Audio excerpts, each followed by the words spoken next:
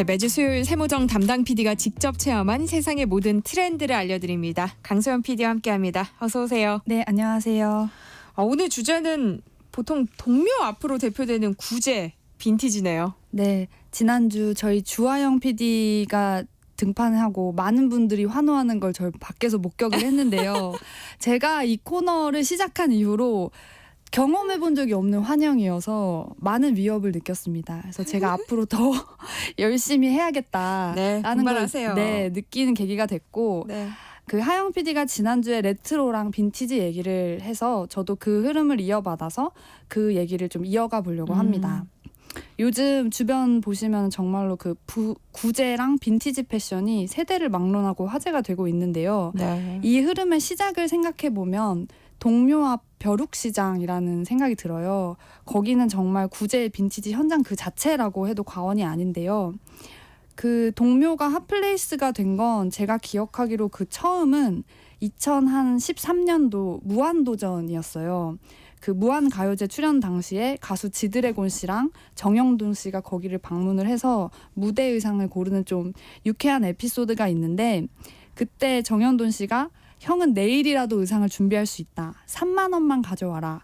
거기 가서 잘 고르면 한 장에 2-3천 원씩의 무대 의상을 고를 수 있다. 막 이런 얘기를 했었어요. 맞아요. 그래서 거기서 뭐 삐딱하게 뮤비도 찍고 그랬던 기억이 나는데, 그 이후로 젊은 친구들이 그 바이브, 분위기를 체험하기 위해서 많이 찾았고, 저도 그때 처음으로 가봤던 기억이 있어요.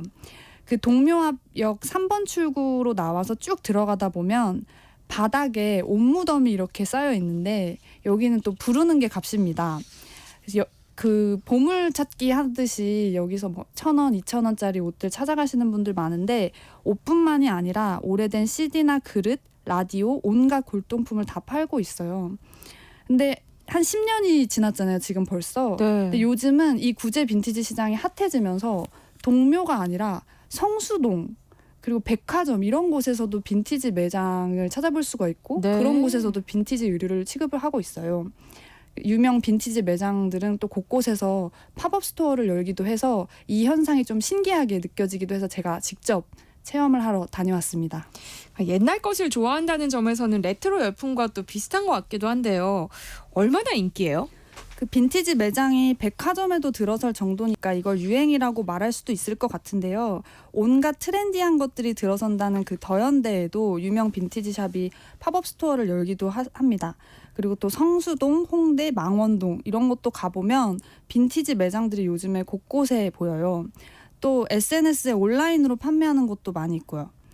그 한 중고거래 업체가 발표한 자료에 따르면 전 세계 중고 의류 시장 규모는 지난해 1,970억 달러, 이게 한화로 262조였는데 네. 지금으로부터 4년 뒤인 2028년에는 3,500억 달러 규모로 성장할 거라고 예측을 했습니다. 이게 한화로 하면 483조억 원인데, 이런 이유로 뭐 리바이스, 나이키, 롤렉스, 구찌 이런 우리가 아는 유명한 럭셔리 브랜드들도 요즘에 리세일 시장에 뛰어들고 있다고 해요. 이렇게 옛날 옷들, 중고 옷들이 많이 팔리는 이유가 뭘까요? 우선적으로 가격이 싼 게 큰 장점이 아닐까 싶은데, 경기 불황이 오면 일단 중고 제품들이 잘 팔리게 됩니다. 그래서 딱히 의류뿐만이 아니라 전 세계적으로 중고 수요가 증가를 하고 있다고 하는데요. 올해 1분기 이베이에서는 중고 상품이 총 매출의 40%를 차지했는데, 이 중에서도 중고 패션 카테고리가 강세여서 중고 의류나 신발, 뭐 패션 액세서리 판매량이 전년 대비 400% 이상 급증을 했다고 하고요. 지난 12개월 동안 중고 물품 구매 혹은 판매 경험 여부를 묻는 질문에 응답자의 86%가 있다고 답했고, 그 구매 경험은 60%가 있다고 답했습니다. 근데 뭐 가격 외에도 가치 소비로서의 장점을 꼽는 분들도 있는데요. 요즘 그 프랜차이즈 의류 매장에 가보면 옷을 싸게 파는 데가 정말 많아요. 시즌별로. 10,000원이나 뭐 20,000원대에도 살 수가 있는데, 사실 입다 보면 질이 그렇게 좋지 않은 건 또 사실입니다. 네. 그래서 한철 입고 버려야 하는 경우가 많은데, 이렇게 일회용품 쓰듯이 옷을 사 입는 경우가 또 많아서 이런 중고 의류를 구매하는 게 또 환경적으로도 대안으로 떠오르는 것도 같습니다. 그런 걸 패스트 패션이라고 보통 부르잖아요. 네, 그러니까 일회용품 쓰듯이 옷을 이렇게 빨리빨리 사고 버리고 하는 걸 패스트 패션이라고 부르는데 이런 매장들은 보통 최신 유행을 따라서 시즌마다 저가의 의류를 단기로 판매를 합니다. 패스트푸드처럼 빨리 만들어서 빨리 판매하고 또 그거를 소비자들은 빨리 사서 빨리 입고 빨리 버립니다. 네. 이렇게 매번 유행에 따라가려다 보면 이게 가격이 저렴해야 하는데 그러다 보면 또 이제 과생산이 일어날 수밖에 없고 뭐 그런 상황입니다. 가격이 중고 옷만큼 이렇게 싸다 보니까 구제 의류의 대척점에 있는 개념이라고도 할 수 있을 것 같은데요. 뭐 유행에 맞는 옷을 비싸지 않게 또 싸게 구매해서 입고 버릴 수 있어서 좋긴 하지만 이게 이제 지구에는 굉장히 안 좋은 영향을 미치겠죠. 폐의류량이 한 해에 어마어마하다고 합니다. 그러니까 동묘에 가서 구제나 빈티지 의류를 사 입으면 환경 보호도 할 수 있다는 얘기인 거잖아요. 뭐 적어도 새 옷 대신에 구제 옷, 뭐 중고 옷을 산다고 하면 그렇습니다. 근데 만약에 뭐 이제 빈티지 의류도 사고 새 옷도 산다 이러면 조금 달라지겠지만 네. 그러니까 이렇게 패스트 패션과는 반대로 오래된 옷을 다시 재발굴해서 사 입는 것을 슬로우 패션이라고 부르기도 하는데요. 이게 의류가 매립지에 버려지면 이게 합성 섬유로 만들어졌기 때문에 분해되기까지는 수백 년이 걸린대요. 그리고 이 과정에서 유해 화학 물질이 토양이나 지하수로 스며들 수도 있고 뭐 의류를 제조하는 과정에서 사용되는 염료나 또 화학 물질도 하수로 유출될 수 있다고 합니다. 그래서 면티셔츠 한 장을 만들기 위해서 2,700리터의 물이 필요하다고 하는데 우리가 만약에 이거를 뭐 매번 버린다고 하면 그 물을 그냥 낭비해 버리는 셈이죠. 그린피스와 세계 패션 기구에서 발표한 통계에 따르면 매년 약 800조 리터의 물이 의류 생산으로 사용되고 또 생산 과정에서 발생하는 쓰레기의 양이 약 9,200만 톤에 이른다고 하는데 이게 저는 상상이 안 가요. 얼마나 그러니까요. 많은 양인지도. 또 매년 1억 7,500만 톤의 이산화탄소가 방출이 되는데 이게 전 세계 모든 탄소 배출량의 한 10% 가까이 되는 양이래요. 네. KBS 환경 스페셜 옷을 위한 지구는 없다 이런 그 방송이 있었는데 거기 보면 지구에서 한 해 동안 만들어지는 옷이 1,000억 벌에 이르며 3분의 1인 330억 벌이 버려진다고 합니다. 뭐 한국도 헌옷 수출량이 세계 5위라고 하고요. 그래서 이런 이유로 빈티지 옷을 입는 게 친환경적이고 또 지속 가능한 패션이라고 말할 수 있을 것 같습니다. 그런데 빈티지 매장을 가보면요. 생각보다는 또 그렇게 가격이 저렴하지는 않거든요. 중고 의류잖아요. 근데 왜 이렇게 비싼 거예요? 이게 빈티지와 구제의 차이가 좀 있는데요. 구제는 말 그대로 오래전에 만들어졌다는 뜻이에요. 네. 그래서 구제 의류 하면 오래전에 만들어진 그 의류를 통칭하는 말이고 반면에 빈티지는 구제 중에서도 오래 지날수록 가치가 상승하는 제품을 뜻합니다. 그래서 지난주에 그 하영 PD가 빈티지 개념에 대해서 설명을 드렸지만 다시 한번 말씀드리면 빈티지는 포도가 풍작인 해에 좋은 양조장에서 양질의 포도로 만든 품격 있는 와인에 붙여주던 라벨인데요. 그래서 이 빈티지에는 어느 정도의 품격을 갖고 있다라는 점이 포함이 됩니다. 그래서 구제가 다 빈티지는 아니게 되는 거고요.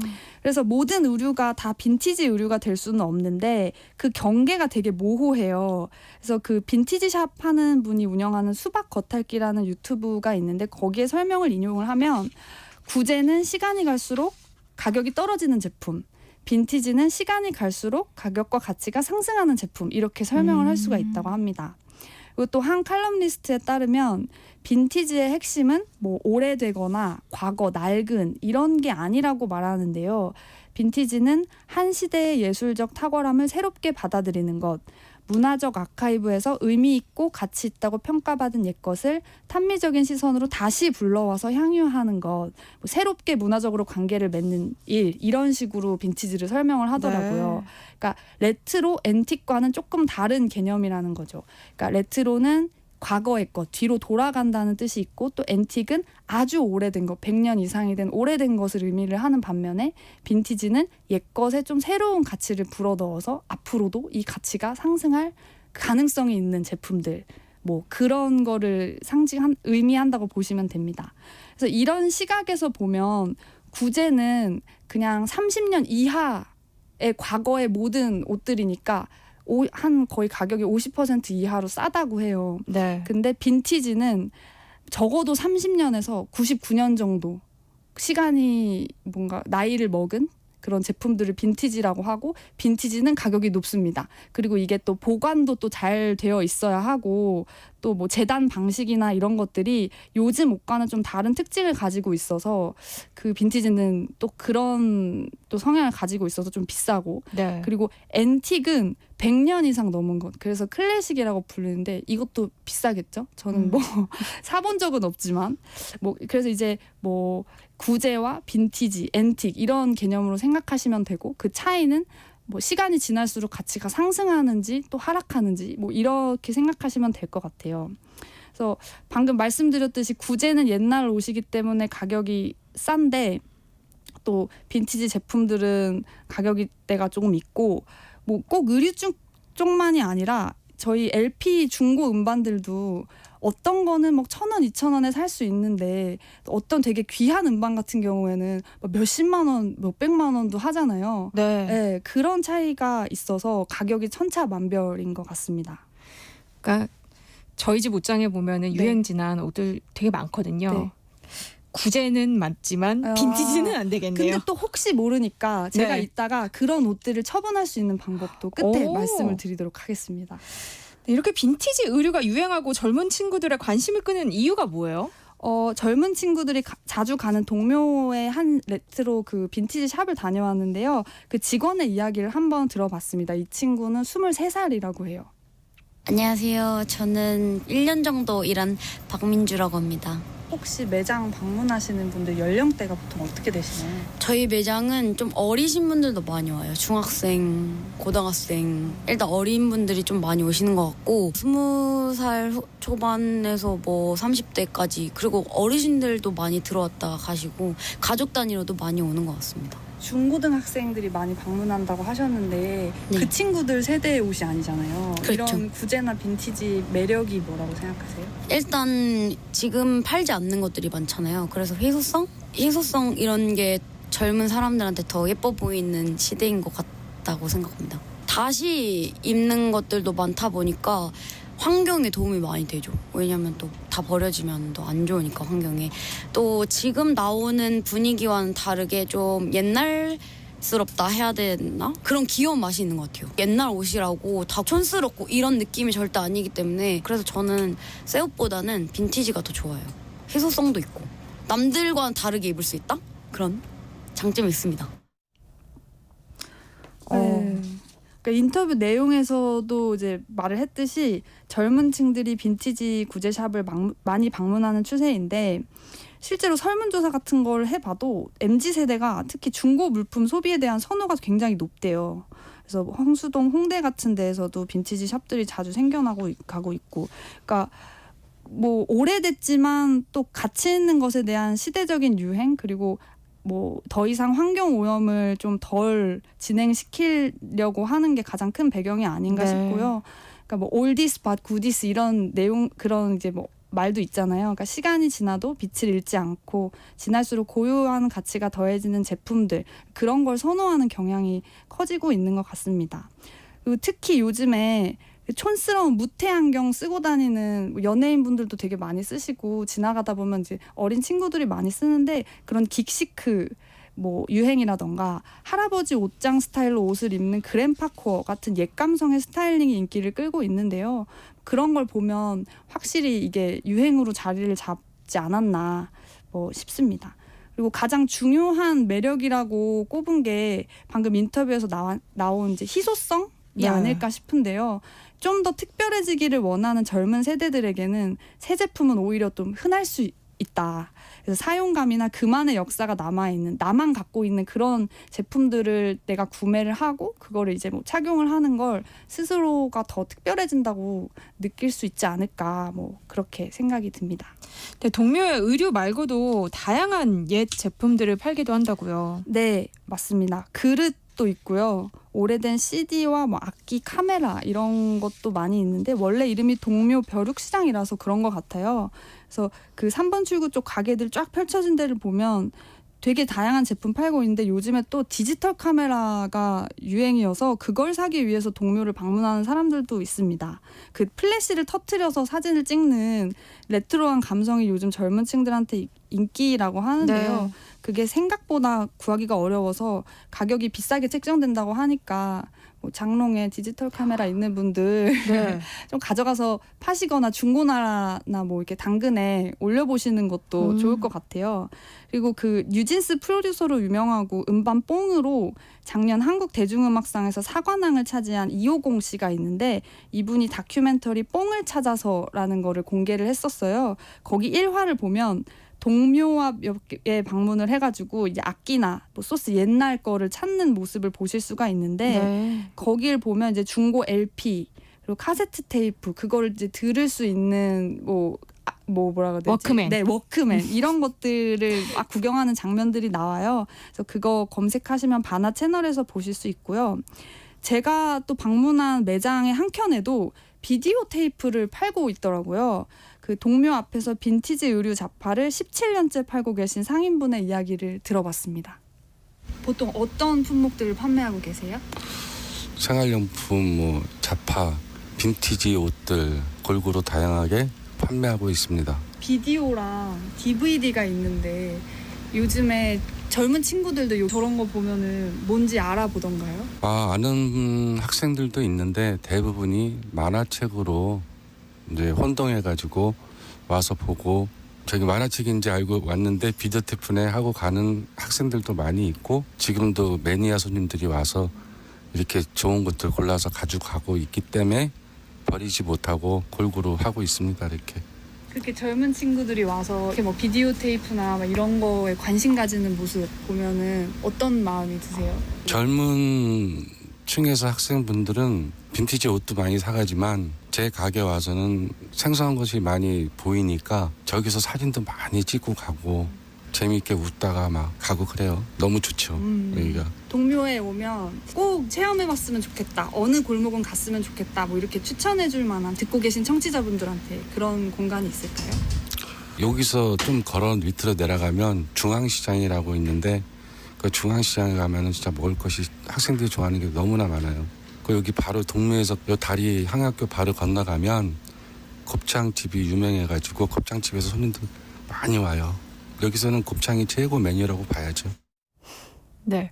아니 근데 강세현 PD가 워크맨 얘기 바로 못 나오는 거 보고 세대 차이 느꼈어요 지금. 아 근데 저도 워크맨 세대긴 한데 SES 테이프만 워크맨으로 듣고 자랐는데 그쵸. 이게 또 시간이 지나다 보니까 까먹었네요. 아니 그리고 좋아하는 가수 있으면 비디오 테이프 준비해놨다가 맞아요. 집에 나올 때 녹화 버튼 누르고 맞아요. 막 그랬잖아요. 근데 이런 중고 시장의 단점도 있겠죠? 네. 그 제가 또 다른 상점도 방문을 했었어요. 근데 인터뷰를 거절하셔서 육성으로 담아오진 못했는데 이런 문화 어떻게 보시냐라고 했더니 사실 자기는 한철 유행이라고 본다. 오래 가지 않을 거다. 그러니까 그런 얘기를 하시기도 하더라고요. 네. 그러니까 이런 중고 의류를 사는 걸 좀 또 한때 유행이나 패션처럼 여기는 현상도 있는 것 같아요. 그래서 뭐 그런 트렌드가 지나고 나면 또 사람들이 이런 구제 의류에 대한 또 관심을 뭐 저버리지 않을까 이렇게 걱정을 네. 하시는 분들도 있었고요. 근데 그분의 이야기에 따르면 또 구제 시장의 원조는 종로 방산 시장이라고 합니다. 또 알려드리고 뭐 그래도 새 옷 사는 거보다는 낫겠지만 또 좀 다른 종류의 사는 옷을 그냥 사는 느낌으로 간다면 이게 뭐 트렌드가 오래 가지 않을 거다라는 그런 걱정이었던 것 같고 네. 또 한편으로는 우리나라가 뭐 미국이나 일본에서 이런 구제 의류들을 들여온다고 하는데 그런 것들이 이제 운반되는 데 드는 환경적인 비용 같은 것도 뭐 적지 않을까 싶고요. 또 환불이 불가한 제품이나 가품 같은 경우도 많아서 그런 것도 조금 단점으로 꼽히긴 합니다. 네. 근데 요즘엔 꼭 오프라인 매장이나 동묘 같은 곳을 찾지 않고도 중고 의류를 사고 팔 수 있다면서요. 네, 그 아까 소개해드리려고 했던 그 어플이 차란이라는 어플인데요. 네. 이게 앱으로 수거 신청을 하면 담을 수 있는 백이 무상으로 오고 거기에 브랜드 옷을 담아 내놓으면 그거를 가져가서 자기들이 분류하고 또 세척을 하고 사진까지 찍어가지고 90일 동안 경매를 대신을 해줍니다. 네. 그리고 경매에서 팔리지 않으면 그걸 이제 자기들이 킬로그램 단위로 뭐라 그랬지 판매를 하거나 네. 아니면 기부를 하거나 뭐 이런 방식으로 또 옷을 처리를 해줘요. 그래서 안 입는 옷 3초 정리라는 홍보 문구를 쓰는데, 그러니까 뭐 굉장히 다양한 종류의 옷들이 일반 쇼핑몰 구경하는 것처럼 되어 있어서 저도 장바구니에 몇 개를 담아놨거든요. 네. 그래서 혹시 관심 있으신 분들은 한번 해보셔도 좋을 것 같습니다. 네, 오늘 강 PD와 동묘와 빈티지 구제시장 이야기 나눠봤습니다. 고맙습니다.